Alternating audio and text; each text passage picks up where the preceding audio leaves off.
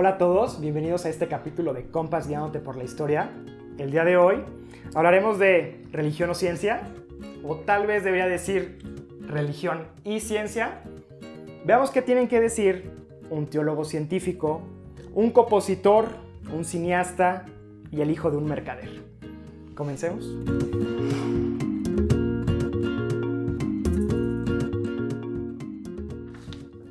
Compas Guiándote por la Historia es una revista digital que busca compartir contigo artículos históricos de 1 minuto de lectura que te inviten a disfrutar de las épocas pasadas, siendo este podcast un espacio para que profundicemos sobre ellos, reflexionemos la historia y la vivamos juntos. Comencemos. Hola, Esteban, Guilén, muchas gracias por estar aquí. Encantado, como siempre. Les tengo que decir que este tema a mí me encanta. Me parece una buena pregunta que abordar, ¿no? Creo que es algo que pues siempre ha estado presente en el discurso social, ¿no? A lo largo de la historia. Y pues empecemos contigo, Esteban. ¿Qué tienes qué traes para nosotros el día de hoy? Yo les voy a contar una historia que justamente la religión y la ciencia tienen mucho que ver, porque muchos hombres y mujeres a lo largo de la historia han sido procesados por algún tipo de tribunal religioso. La censura es algo que se ha dado mucho por parte de la religión. Y en la historia occidental recordamos mucho a Galileo y lo ponemos como el mártir de la ciencia. Claro. Pero no es ni tan mártir de la ciencia ni nada. De hecho, él ni siquiera murió por la iglesia, ¿no?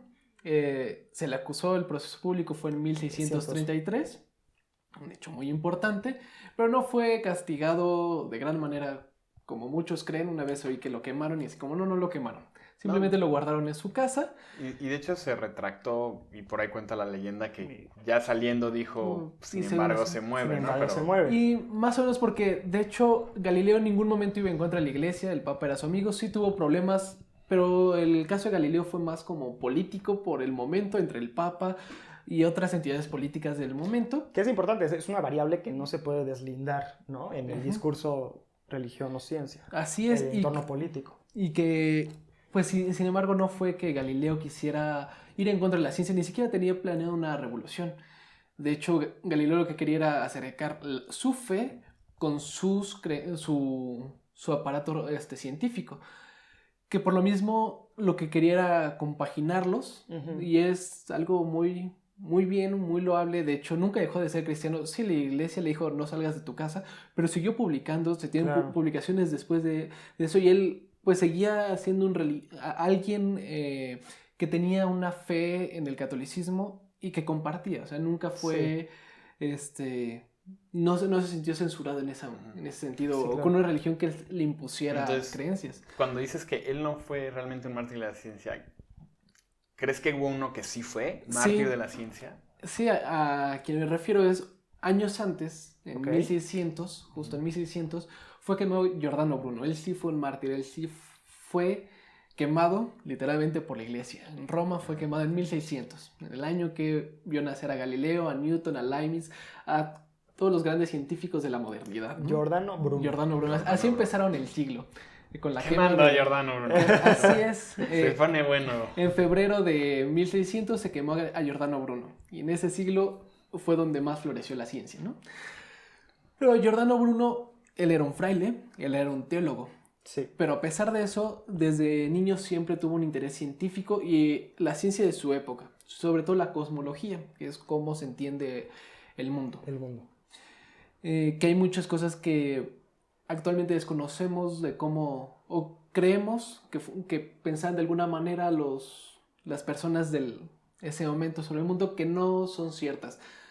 Por ejemplo, creemos que pensaban que el mundo era infinito, y la verdad ni Galileo, ni Newton, ni ninguno de ellos pensaba que el mundo fuera infinito.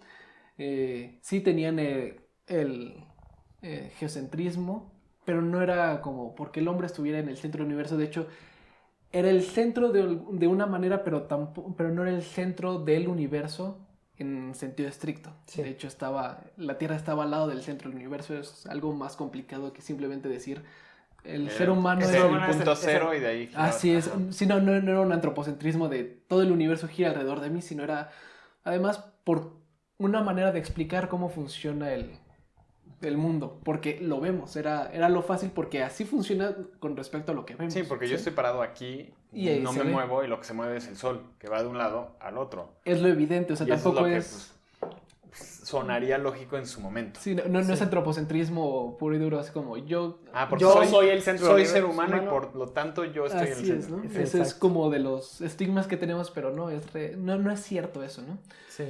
Y la cuestión con Giordano Bruno, pues bueno, él siendo un teólogo, siendo también científico, tuvo ciertas ideas, él apoyaba o tenía ciertas ideas sobre Copérnico, que Copérnico sí propuso un heliocentrismo, que no fue de hecho mal recibido en la Europa occidental en el catolicismo, sí fue mal recibido en otras partes, por ejemplo Lutero sí decía que la idea heliocentrista de Copérnico era un error y, no podía ser aceptada. Okay. El catolicismo tenía ideas a favor y en contra porque desde que publicó Copérnico lo veían como algo plausible y una explicación metodológica, pero tampoco, quién sabe si es real, quién sabe si es si solo es una metáfora, pero es aceptable y se revisa en las universidades, sí. A Copérnico. Aunque el sistema que se tenía como científico cierto era el de Ptolomeo, que sí era heliocentrista. Copérnico, por ejemplo, sí propone un heliocentrismo. Y a Giordano Bruno eso le atraía más, como científico, cosmólogo de su tiempo. Y en general no había problema como campo de estudio. El problema fue que Giordano Bruno le dio demasiadas vueltas al asunto y empezó a sacar conclusiones, que fue lo que en verdad lo terminó llevando a la hoguera en su momento. Okay. Primero, pasando de la ciencia a la parte teológica. A la parte teológica. Pero de la ciencia a la teología hubo un gran camino científico que la iglesia no tuvo mucho problema porque era cosa científica y lo aceptaba. En primer lugar fue que, bueno, Giordano Bruno se preguntó, bueno, si está el Sol y hay muchos planetas que giran alrededor, ¿qué tal si las estrellas son otros soles y tienen sus planetas girando alrededor? Y que eso se da de manera infinita, que es algo que él pensó, pero los otros científicos de su tiempo, como Newton, como Galileo y demás, que decía, ellos no creían que el universo fuera infinito, sino el universo estaba contenido en una caja y no es infinito, y las estrellas son diferentes al Sol. Ajá. Pero Giordano Bruno sí tuvo como esa pequeña intuición y dijo, puede ser, porque si Dios creó el mundo, ¿qué haría que Dios se detuviera así como, bueno, empiezo aquí el mundo en vez de en esta otra parte? Y después me detengo aquí como ya es suficiente universo para el universo. O porque ¿no? solo ahí está una. Aquí, como, listo. O por qué detiene creación, ¿no? ¿Por qué detiene su creación? ¿Qué es lo que haría que Dios se detuviera? Y es un principio que la filosofía se llama el principio de razón suficiente. No hay una razón para que de suficiente peso como para que Dios se detuviera. Entonces podemos suponer que el universo es infinito. Muy bien, no hay problema. Bueno, tampoco hay razón para creer que en esos estrellas tienen sus planetas alrededor. No hay problema. Entonces, y hay un mundo infinito, ya hay infinitos mundos. Pero ya se empieza a acercar a la parte roja, donde espérate. ¿Qué pasa? O sea, ¿qué limitaría que hubiera vida en esos planetas? Ajá. Pues en principio ninguno. ¿Por qué Dios se detendría solo en este planeta? Podría haber vida en otros planetas. Y ahí como... Sí. Como que la iglesia ahí dijo, espérate. ¿Para dónde va? Sí, le pregunté, bueno, ¿y esas personas qué pasa con la redención? Pues bueno, ¿qué tal si hay un Cristo por cada planeta? Touch. Y entonces como... Porque como Cristo es... Sí, entonces, inmediatamente la alarma. Sí, o sea, ¿qué quiere decir? Que hay alguien, o sea, decimos que Cristo, nuestro Redentor, pues hay uno igualito para cada planeta, entonces hay infinitos Cristos, y entonces, ¿cuál es la diferencia entre nuestro Cristo y el otro? Y la relación que tiene cada una de esas personas con el Dios. O hay muchos dioses, o es un solo Dios y distintos... Y varios hijos. Sí, entonces eso ya como que... Entonces viene un politeísmo, ¿no? Ahí... Sí, como que empezaba así algo raro. Sí. Pero Giordano Bruno, que era una consecuencia lógica de lo que iba sacando, pues él dijo, pues sí, ¿no? Y entonces ya la iglesia dijo, no, espérate. Pues no. Pues justo eso ya no puede ser. Y entonces fue cuando empezaron la persecución con Giordano Bruno, pues él tuvo que dejar la universidad, viajó por distintos lados de Roma, de porque Italia. Lo sostenía, ¿no? Porque lo sostenía, porque la lógica, o sea, era consistente con su sistema. Es como, pues si esto se concluye tal, si A, entonces B, C... Y entonces todo va caminando como así, marca la lógica. Tiene que ser.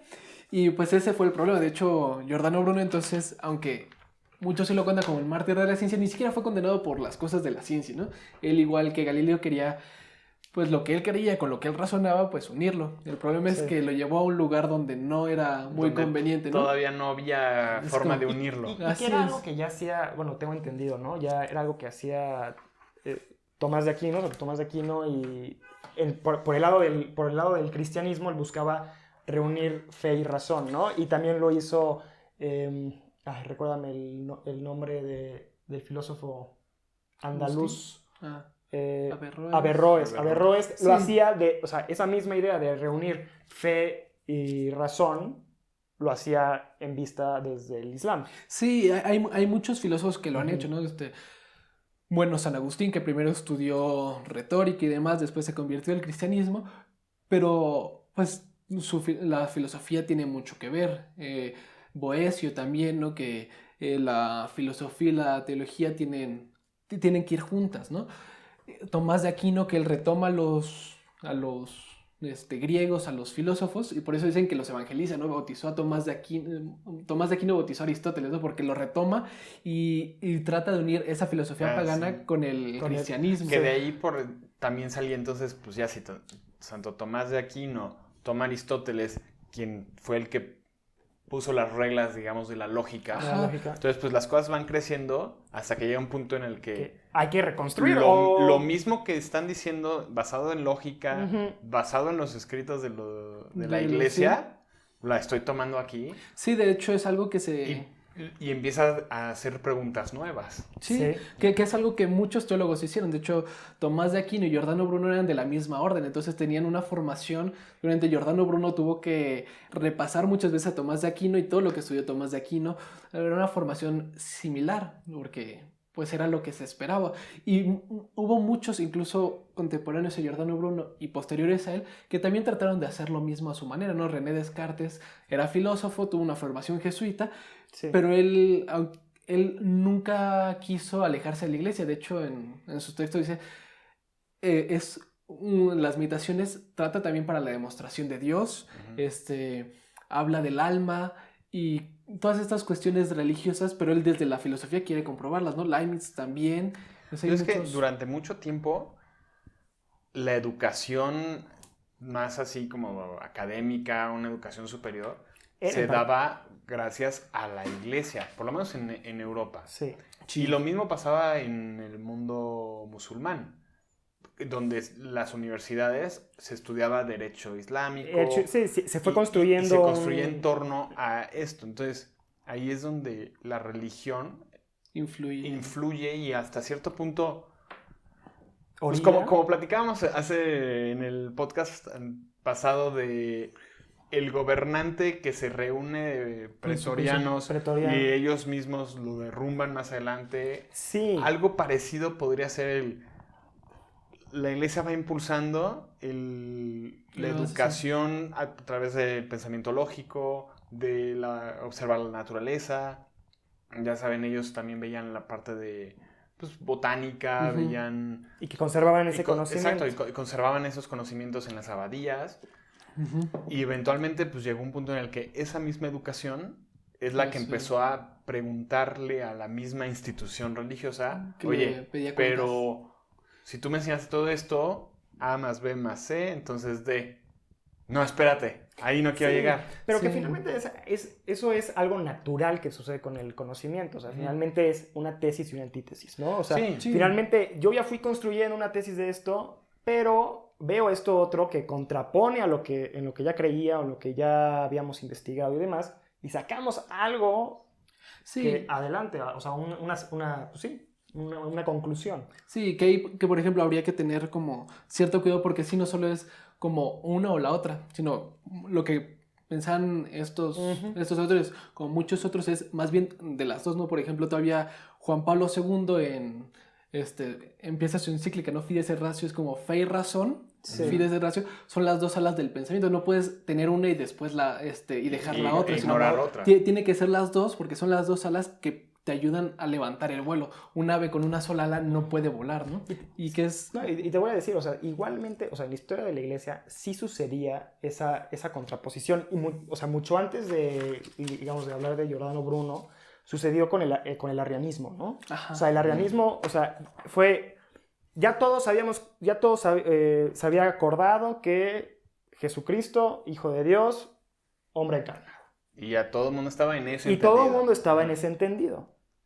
Hasta que viene el arrianismo y dice, es que no era completamente, o sea, no era completamente Dios y hombre. O sea, no estaban las dos, no era una misma... No eran las dos naturalezas. No eran las dos naturalezas, ¿no? Entonces, y fue igual, espérate, te contrapongo una tesis, te pongo una tesis, te contrapongo con una antítesis. El arrianismo fue una antítesis de lo que se había acordado. Y finalmente, al final, pues, ganó una de las tesis. Por lo menos para un lado, para una vertiente de la religión, porque lo mismo lo puedes comparar a nivel teológico en la Iglesia Católica Romana contra la Iglesia Ortodoxa. Que se dividen por temas teológicos como pues, si la consagración es o no es específicamente el cuerpo de Cristo. Y eso pues, da para partir una religión. Sí. Y entonces probablemente este mismo proceso se va adelantando y llegas a un punto en el que ya no se debate eso, sino que se empiezan a debatir otras cosas. Y entonces si la humanidad llega a una madurez histórica e intelectual hasta cierto punto, en el que dicen, es que ahora vamos a razonar todo, y vuelves a generar otro cisma.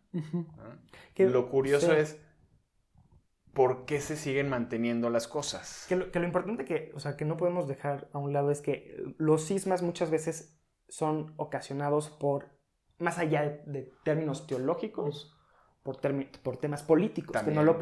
que no puedes deslindar. Finalmente es una institución con sus jerarquías, sus intereses claro. ¿No? Sí, que por ejemplo, en el caso que decías de la Iglesia de Oriente, los ortodoxos, pues sí hubo unos conflictos ahí con el credo, pero también hubo tema político, no es como yo quiero gobernar, yo también, ¿no? yo estoy aquí en Roma, la cabeza es Roma, sí. no, pero... Recuérdate que el imperio se partió, y ahora estamos en Constantinopla. Y entonces, ¿quién gobierna? Pues bueno, tú gobiernas allá, yo gobierno acá, y entonces también la política influyó mucho para el gran cisma. Y que naciera rito romano y rito bizantino. Sí. O sea, ahí es donde se empiezan a mezclar cosas, y es lo que más adelante pasa, alrededor de 1600, sobre todo ya en 1700, que es donde ya la ilustración le pega con todo, y es donde empiezan a marcar otros cismas.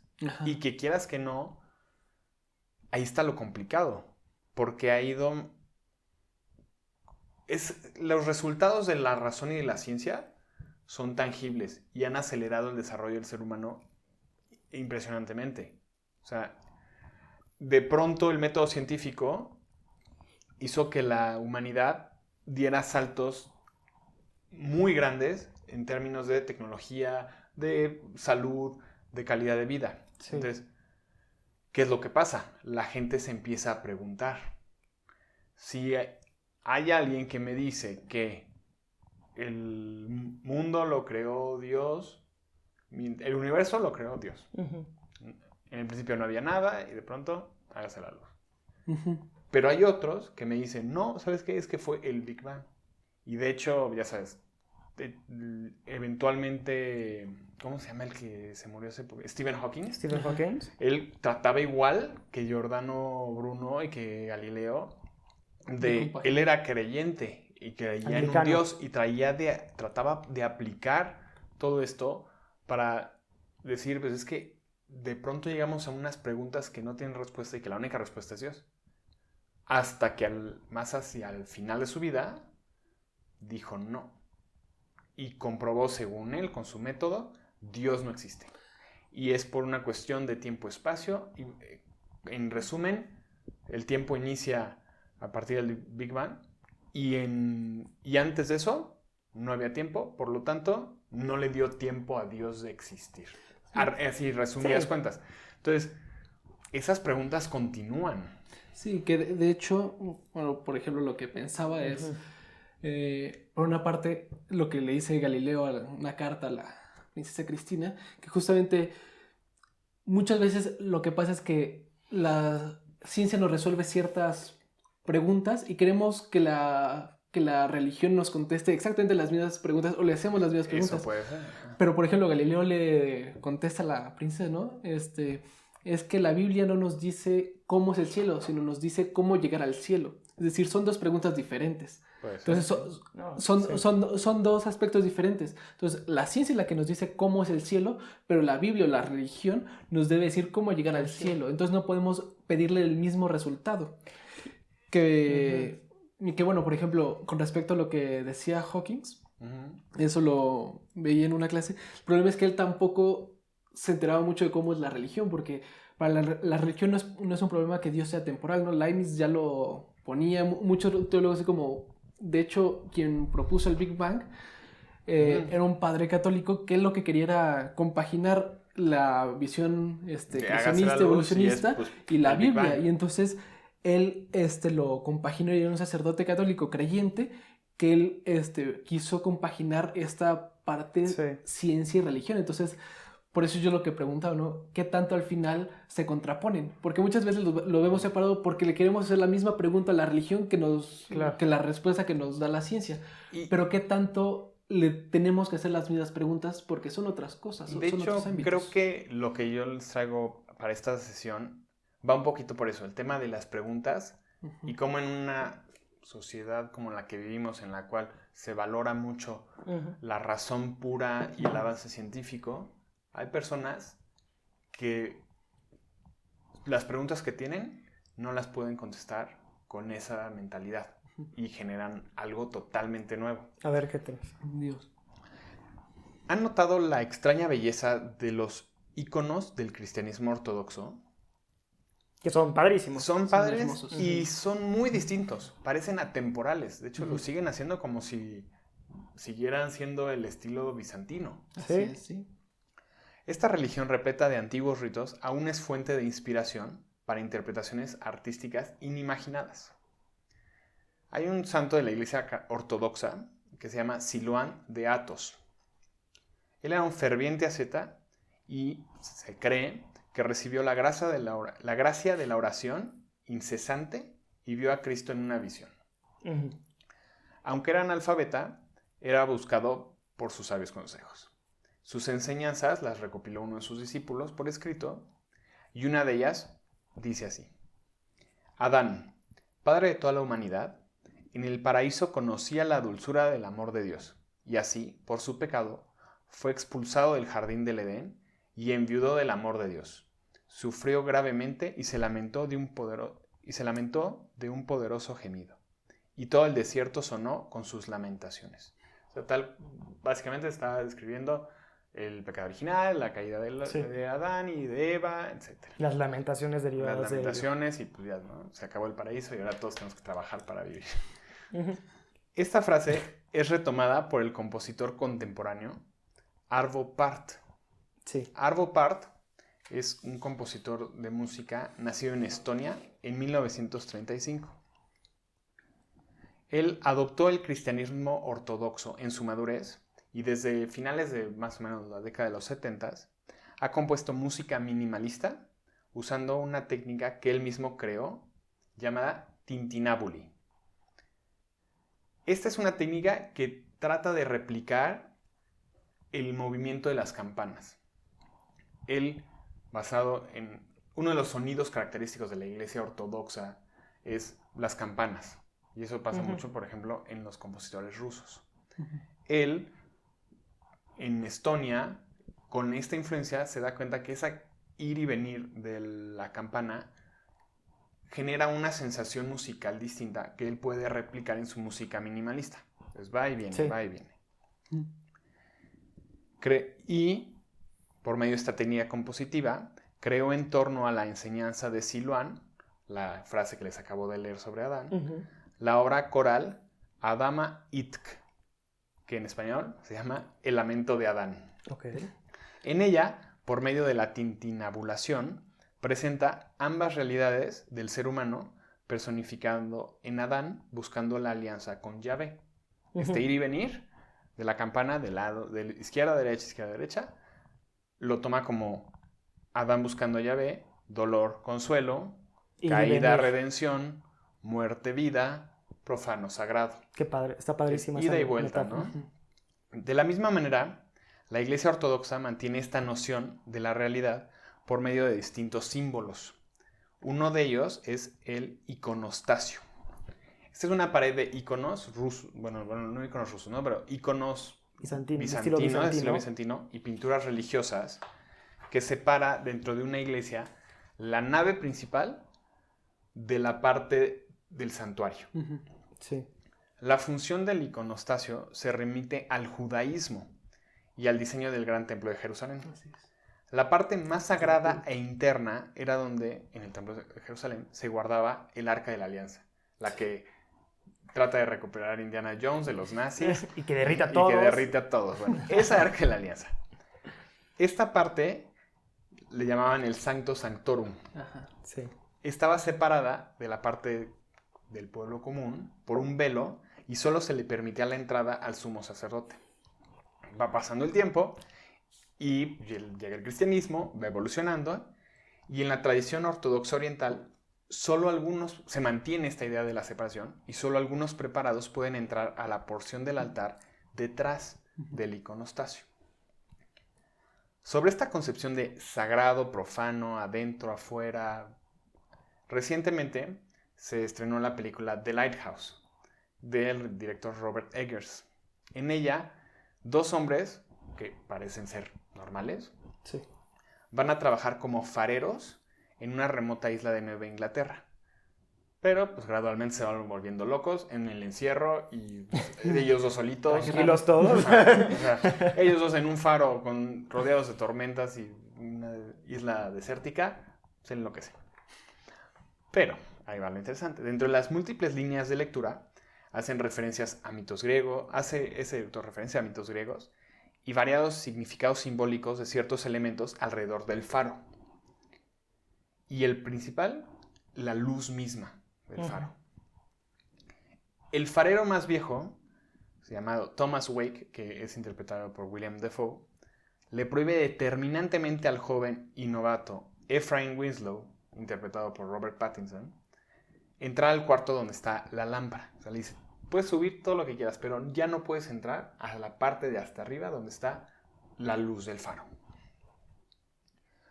Conforme va avanzando la película, Ephraim, el joven, comienza a cuestionar la autoridad de Thomas, el viejo. Sí. Y tras varios sucesos logra imponerse hacia el final.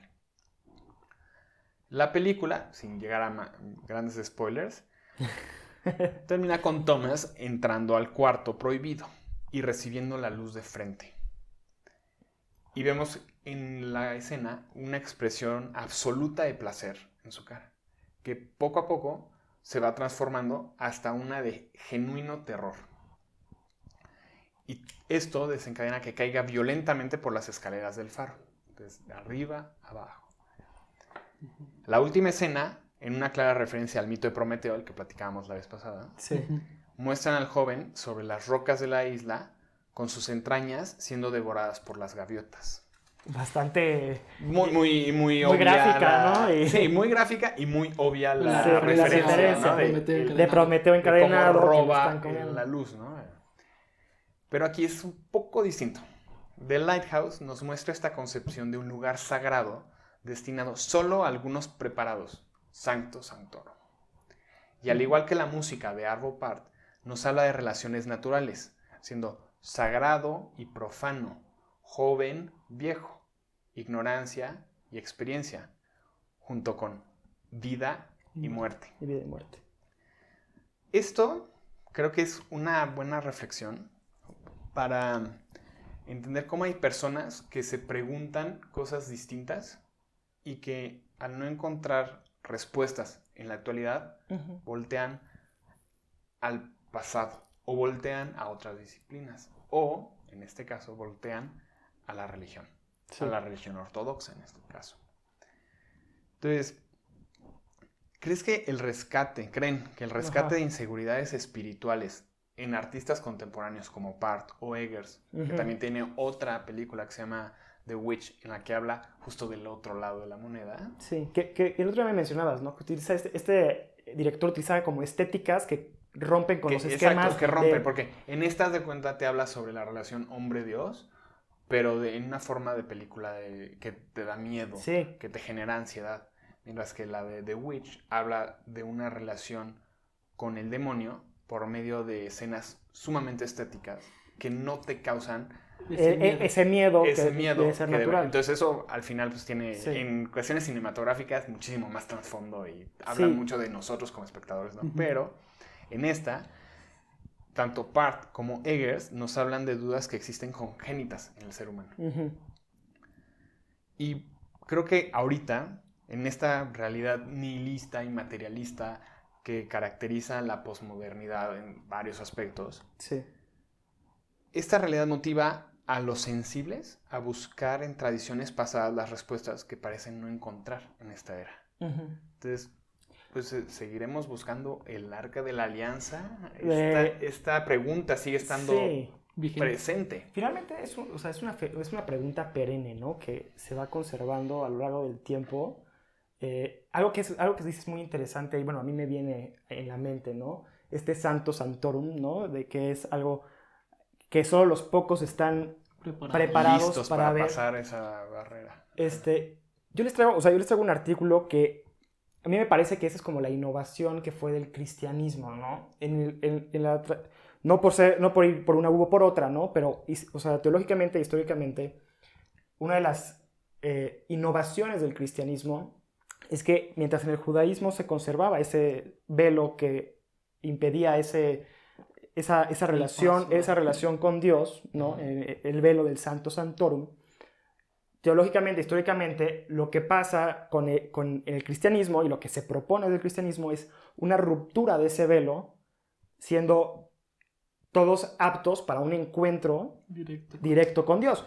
Muchas veces lo que me podría venir a pensar en eso es el hombre, incluso entre sí mismo, o sea, los hombres, las mujeres, entre nosotros mismos, muchas veces no nos entendemos. Si solo nos viéramos a nosotros de manera como somos, material, así, no nos entenderíamos. Entonces, la propuesta aquí del cristianismo es, Dios viene para que lo entiendas desde hombre y ese entendimiento lo utilices para también entender a los otros, ya entendiéndose como Dios hecho hombre, ¿no? Y algo que hace, un historiador y teólogo, Philip Sheldrake, algo que platica es justamente esta relación espiritualidad y religión, ¿no? del hombre. Philip Sheldrake nos dice que la espiritualidad implica cierta manera de interpretar el espíritu humano, ¿sí? Con la finalidad de alcanzar su mayor potencial. En otras palabras, la espiritualidad puede ser definida como la manera en que nuestros valores fundamentales, estilos de vida y prácticas de índole espiritual reflejan una comprensión de Dios, de la identidad humana y del mundo como contexto donde se gesta esta transformación del hombre. Aterrizándolo, podríamos decir, este velo se rompe, ¿no? En esta comprensión de Dios y nosotros como viéndolo y entendiéndolo como hombre. Y alguien que asimiló muy bien su realidad y su entorno en su propia espiritualidad fue pues, el hijo de un mercader de la Alta Edad Media, ¿no? Él, como decíamos, la espiritualidad lo que hace es nuestra manera de interpretar lo que nos rodea y cómo nosotros nos interpretamos en ese entorno y con lo superior. Entonces, en Italia en el siglo V y X después de Cristo, Italia gozó de una gran bonanza económica debido a un incremento en el comercio del mar Mediterráneo, potencializado en gran medida por el contacto intercultural de las cruzadas en Medio Oriente, ¿no? Entonces, esas cruzadas en Medio Oriente abrieron de nuevo rutas comerciales que que existían, olvidadonas, pero que estaban olvidadas, ¿no? Entonces, la riqueza llegó principalmente al norte de la península ibérica, la península itálica, para después esa bonanza desde el norte irse derramando al interior de Italia, por medio de rutas terrestres comerciales, ¿no? Alrededor de las cuales crecían ciudades como Asís. Entre los beneficiados de esta ciudad y del comercio y del contexto económico que estaba viviendo en Italia, el padre mercader de San Francisco de Asís, ¿sí?, le iba muy bien. Y después de que San Francisco de Asís se fue en luchas y fue capturado y bueno, o sea, vivió una vida al máximo. Una vida al máximo. Y haber entendido también ese contexto de bonanza en la que vivía su padre y por la que vivió durante muchos años, él se dio cuenta que el capital no estaba siendo igualmente distribuido entre la sociedad y no todos estaban beneficiándose en esa bonanza. Lo que despertó esa atención de Francisco por la pobreza y los marginados, en esa dualidad de riqueza, pobreza, ¿no? Entonces él, después de haber vivido todo y haber sido, haber sufrido de encarcelamiento y demás, pues algo cambió en él que dirigió su vista a los pobres y los marginados. Entonces, en un contexto histórico de diferencia social acentuada, porque se estaba notando, ¿no?, en Italia, riqueza, pobreza, aunado a un humanismo latente que ya venía como presagio del renacimiento que estaba por venir, San Francisco de Asís tradujo esa comprensión de su entorno en una espiritualidad sensible a la humanidad, de un Cristo pobre y crucificado, lo que le invitaba a sí mismo a abrazar la humanidad que reconocía en Cristo y abrazarla también en los pobres y marginados.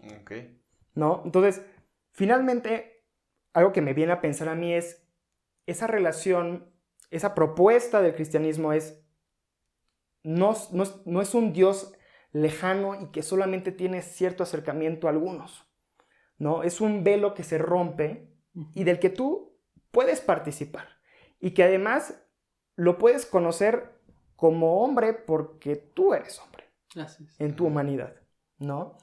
Eso es, no sé, a mí me hace pensar eso en el caso de San Francisco de Asís. Y del cristianismo. Y del cristianismo, ¿no? Pero ¿cómo traducimos nuestro entorno y lo que sucede en una espiritualidad que sume a los otros, ¿no? Y no que reste, o sea, ¿cómo? Que eso no es nada más de un cristiano o de San Francisco de Asís. Exactamente, que no es nada más de San Francisco de Asís. O sea, finalmente, este es un cuate, porque en muchas, o sea, en las religiones existen espiritualidades, ¿no? Y hay místicos, tanto en el catolicismo como en el islam, como hay místicos, ¿no? Que es una relación súper estrecha y profunda con la divinidad. Que yo creo que si los pusieras a dialogar, encontrarían puntos muy en común. Sí. Pero, sobre todo las que tienen más en común, por ejemplo, las religiones abrámicas. Sí. ¿No? Y probablemente a la hora de buscarle, con todas las demás. Sí. Finalmente, no, igualmente, o sea, no son las mismas religiones, pero sí parten de algo común. Pues de la noción de espiritualidad, que pues quieras que no, todo mundo la percibe como, pues yo soy algo más que solo lo que me veo y lo que estoy pensando, soy algo más. Y que también existe esta noción de algo que está más allá de mi comprensión, algo que no puedo ver. Y sobre este camino de dualidad, incluso hay algo bueno y hay algo malo. Algo que a mí mismo me dice, puedes hacer esto porque está bien, no hagas esto porque está mal. Tanto como de... Para mí mismo, puede ser como no hagas esto porque te pones en peligro, como para alguien más. Sí. Ayuda o no hagas daño. ¿No? Sí, digo, que es una espiritualidad que está en todos. Y lo que pienso es, o sea, al final, tocando el punto de Stephen Hawking, ¿no? O sea, él decía, me seguí preguntando, pero creo que finalmente el seguir preguntándonos es reconocernos limitados. Reconocer que no lo sé todo reconocer que aún tengo por aprender. Okay. Y eso ya es decirte, o sea, hay algo más. O sea, por el simple hecho de que me pregunto, sé que existe algo más. Porque no lo conozco todo. Pues sí, podría ser como una reinterpretación del pienso luego existo, que es lo que comprueba que existes porque piensas. Sí. La idea de, si me pregunto, es porque hay algo más que no conozco. De hecho, en algún momento, platicando con unos amigos, hablábamos de esto, ya sabes, lo que le enseñan a los animales a hablar. Así, el gorila que con señas puede hablar. Y les pregunté, oigan, ¿y creen que el gorila pueda hacer preguntas? No lo sé. Hasta la fecha no lo he investigado. Sería padre que los que nos están escuchando nos los comenten en redes sociales. Comenten. Pero si hacen preguntas, es que justamente reconocen a ese otro y saben que su realidad es distinta a la de la otra persona. O sea, yo cuando te pregunto ¿cómo estás? Es porque sé que no estás igual que yo. Que yo puedo estar bien y tú puedes estar mal. O tú puedes estar bien y yo puedo estar pasándola mal. O sea, hay una realidad distinta. Entonces, esta idea que decía Descartes de pienso, luego existo, a lo mejor reinterpretarla como pregunto, por lo tanto, algo más existe. ¿Eh? Sí, yo diría que... Puede ser interesante tanto en ciencia como en religión. Y yo no haría la pregunta, o sea, ya abordándolo, o sea, ya más al final de este podcast, o sea, es decir, yo no diría, a mi parecer, yo no haría dicotómica esta relación, esta pregunta, ¿no? Ciencia o religión. Me parece que, o sea, como dices, una cosa pregunta un tipo de cosa, y otra pregunta otro tipo de cosa, igualmente válidas. Sí. Pero pues es un tema que da como... No, que te da para muchísimos siglos. Siglos, ¿no? Pues sí, las cruzadas creo que también... Las personas fueron quemadas por esta discusión. Menos mal, no, tal vez nos quemen en redes, pero nada más. Y bueno, 900 años de cruzadas también son algo que se tiene que tomar en cuenta. Que tiene que tomar en cuenta. Pero pues muchas gracias, la verdad es un tema muy interesante. Y pues, ¿qué opinan? Aquí creo que nosotros podemos estar hablando de muchas cosas, pero hay preguntas que justo estamos dejando sin contestar. Tal fácil como la que no podemos contestar de cuál gana, ¿no? Religión o ciencia, que tal vez ni siquiera es la pregunta correspondiente. O sea, y deberían de continúen preguntándose, porque si no se preguntan, entonces... O sea, no están reconociendo, no nos reconocemos como limitados, ¿no? Y hay que... Y nunca se deja de aprender. Nunca se deja de aprender. Sí. Pues muchísimas gracias, Esteban, Guilén, gracias por estar aquí, por haber sumado a todo este podcast. Y pues pueden seguirnos en Twitter como Compas Historia, en Instagram como compas.historia y en Facebook como compas.guiándote por la historia. Y cada martes y jueves se suben artículos. Adelante. Con muchas preguntas. Con muchas preguntas. Gracias. Bye.